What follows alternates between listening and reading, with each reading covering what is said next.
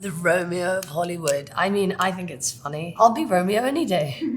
Here, take me as your Romeo. Hi Vogue, it's Cara Delevingne here. Welcome to my life and looks. There's nothing too embarrassing in here, so let's see. Okay. Oh wow. I was quite awkward at taking photos at that time, so I got little hunched shoulders. I love to kind of dress up and become someone else, or I don't know, I loved using fashion like that to make me feel a certain way or to make me feel like I had extra powers. I always thought that style was something more you would have as a costume. That's always how I saw clothes, because I just thought whatever I could put on, it could make me feel a certain way, like an outfit or a cape. Next one. That was my first time walking in a Burberry show. I remember that because I think I was very nervous, as you would be. The shoes were very, very tall. I was still getting a hand on how to walk in heels, which I'm still figuring out. I remember getting that bag and I was like, that bag was heavy. So I was like, how am I gonna do this all? I just remember always when I was walking down, the first couple of times, all that was going through my head was, please don't fall, please don't fall, please don't fall, which doesn't really look like that in my face. Thank God I had a poker face at that point. That's what I always did in a rehearsal. I would always try and purposefully trip, like a little bit, maybe fall over in the rehearsal so I wouldn't fall over in the show. Aha! This was my first Chanel show. It was a couture show. I was terrified.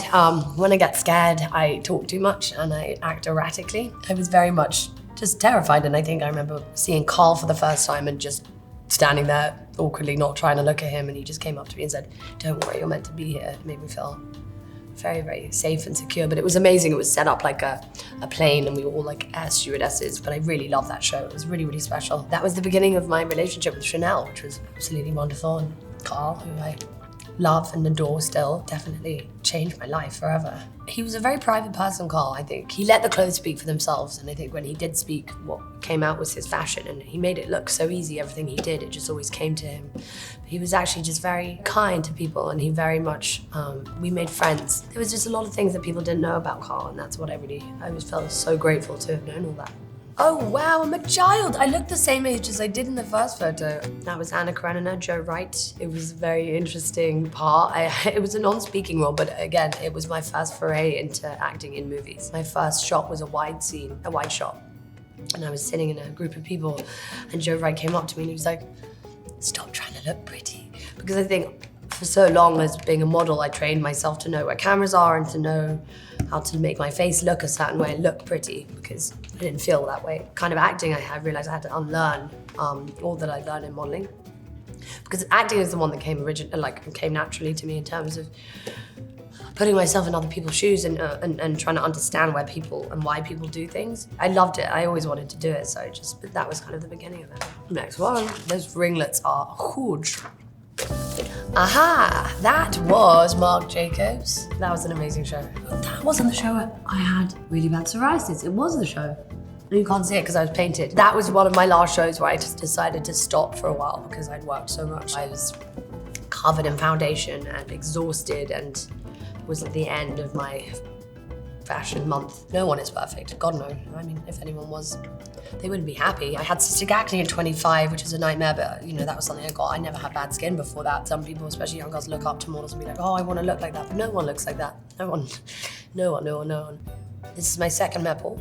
I loved this look. It was very cool. I think the year was punk. I was with Suyeda that year on the Burberry table. He's one of my really great friends. I just loved that look so much. It was a very hard year to hug anyone. Everyone had spikes all over them, so it was like, hi. How are you? Ow, that ring really hurt. It was kind of a nightmare for everyone to get close to each other, but that was hysterical. Oh, my first Vogue US cover, Joan and Carly. Wow, that is so crazy. That was so long ago. It was a fold-out cover, so there was a lot of us on that. Those two were like, model icons to me, and I was like, what am I doing in the middle of this? That's so funny, the Instagirls.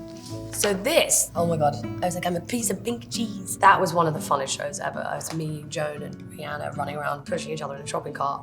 I definitely wanted to steal a lot of things from that thing. I mean, a Chanel chainsaw, it did work, by the way. I didn't turn it on, but apparently it did. But that was very sweet, yeah, because at the end I walked around with Karl, which was very, very nice. But he always liked to push me, and I didn't know he was pushing me into doing things that I didn't think I could do. He got me and Pharrell to do a whole movie that he directed in recorded a song together, but he always asked me my opinion on things and asked me what I would do if I did a fashion show. And I just always found it very funny because I was like, why does he want to know what I think? I mean, I just thought I was always weird and a bit goofy, but he always just made me feel a lot more confident in my creative ideas than I ever did, which I never really realized how much confidence he gave me, just not as a model, but as an artist. He didn't want me to see myself as a model. He wanted me to believe in myself more than that, which was very, very sweet. This was when I went with Stella McCartney, and I covered myself in tattoos, who was done by Bang Bang. I don't know, I just wanted to add some flair to it. It took a long time. They were all like stuck on but then repainted. That was a beautiful year. You know, they're like a passport of my life on my body, I suppose. This was my first. I think these are my second, third. I don't know which way they go. This one I love. It's a tiger and a red-headed woman. I think they're post-coital. This is my mother's name, Pandora. This is an elephant to remind me of my grandmother, who died at 105, Angela. This is a wine glass that I have with Kaya and Charlotte Lawrence. This is a rose that I have with Paris Jackson, a lion, a snake, a heart I have with Adra Burr, a white tattoo that says breathe deep. It's not grammatically correct, it should be breathe deeply, but if it said deeply, the Lee would go into my armpit, which would be weird. That's about all you can see, I think. There's others somewhere, but I won't show you those. Next one. This was at the VMAs for the music video Bad Blood. That's a funny photo with Taylor and Selena and Hailey. That's where all the girls kind of came to support Taylor, and I think we won that year because I have a moon man in my house, so we must have done. We did win. That was a really fun video. It was just a lot of us girls getting together and being badasses. I mean, I get to hurl around nunchucks with one of my best friends. Yeah, it was amazing. This was my second US Vogue cover. This was with Paper Towns. That was an amazing experience. I was doing it as an actress, which was amazing. To be able to be on the cover of US Vogue as an actress was so cool. Dream come true. That was shot by the late Patrick Demarchelier, who I loved. I've worked with so many times. This was Paper Towns premiere, New York City. I am wearing a beautiful Saint Laurent dress. I got to revisit what it would be like to be in an American high school. But although I was like 21, everyone else was under 21. But it was a great job. I loved being Margot. That character was so fun. That was kind of my first time really being heavily into an accent and then not getting out of it for a while. I think I had a problem switching back after a minute. Oh, I think this is sometime around Suicide Squad. I'm wearing a Puma tracksuit. I look like a boss. I've got my glasses on. No one can stop me with my ferocious street style. Puma have been an amazing company to work with. I've been able to start working with the Trevor Project, design different collections. I did one with Olivier Baumann. I've done my Exhale collection, which is my yoga collection. I designed the Pride collection with them, which also is so helpful because I love being able to do something that can help other people, you know, in terms of the proceeds. They're really out there trying to make a difference because I think out of all these really big companies, they really want to, you know, try and push the envelope in terms of sustainability. This is Chanel. Karl always liked me to kind of have my own take on wearing Chanel looks. Got my Supreme boxers on, which I also still have, maybe not the exact ones. So that was when I was doing a lot of yoga because I'm wearing my chain, which I got from India, which is a Hindu goddess called Durga. That outfit was one of my favorites. Again, I love to mix and match all the things. It's quite androgynous, street style, Chanel, mix it all together in a cauldron. What do you get? That. Wabam! Chanel, Met Ball. Sparkly, bald. So I had to shave my hair for my role in Life in a Year, which I was adamant about doing. That was done by my wonderful makeup artist, Romy. It was such a cool thing, because again, having your head painted and looking amazing. I mean, it was very, very cool. During that part that I did and during that time, I was quite self-conscious about my femininity and what hair actually meant to me and how much it really affected how I felt like a woman or not. And I think realizing how beautiful you can be and how, for me personally, I didn't realize how much hair meant that I could hide behind it and feel that way. So that was a really big moment for me to see that and be like, oh my God, I don't need eyebrows, I don't need hair to feel gorgeous, to feel feminine, to feel masculine, to feel good. I just needed to feel that within myself. This is one of my favorite looks, actually. Wow. This is Iris Van Herpen Valerian premiere in LA. That was major. That dress was so, so cool. I mean, the fact that you can't see anything like my nipples or my vagina is amazing. The royal wedding. A royal wedding. That was Eugenie's wedding. That was one of the funnest, I don't know, the funnest weddings I've been to in a while, but that was the first time I was like, you know what? I could wear a suit, right?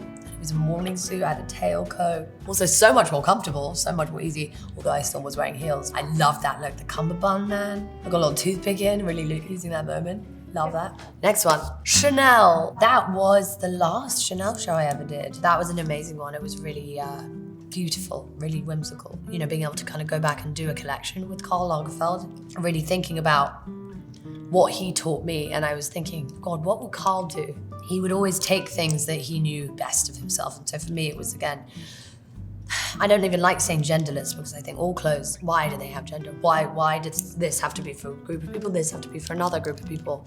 And to be able to bring sustainability into that, it just kind of meant something different for me. And again, the collection's subtle. They're not like huge, crazy things that you would see, but they're all pieces of clothing that I want people to have for a very long time, and I want anyone who wears it, for the clothes not to wear them, for them to wear the clothes and see how they wear it differently and to see what they do with it. So I kind of want it to be people's collection, not ours, I suppose.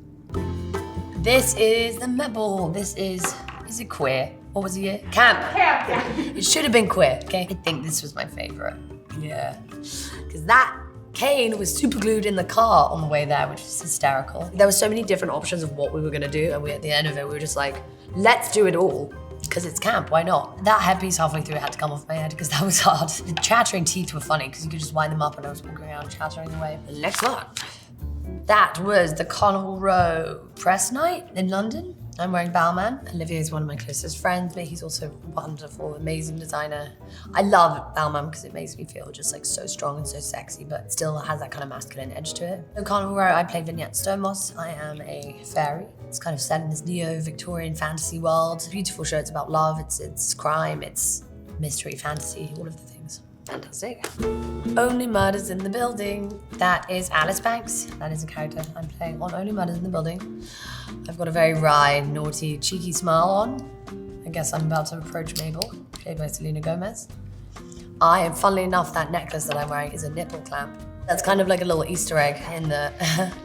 No one knows that it was a nipple clamp. I did, which I thought was funny. So yeah, I'm playing an artist, so I again have my I had stuff in my pockets. I'm wearing a t-shirt. I had a lot to say and wanted to do a lot when we were looking at the costumes, even though the costume department are amazing. I used a lot of my own clothes, basically. Oh, I guess that's it. Thank you for joining us today. I'm going to go and take my clothes off and lie in a bucket of ice. Lots of love, Cara.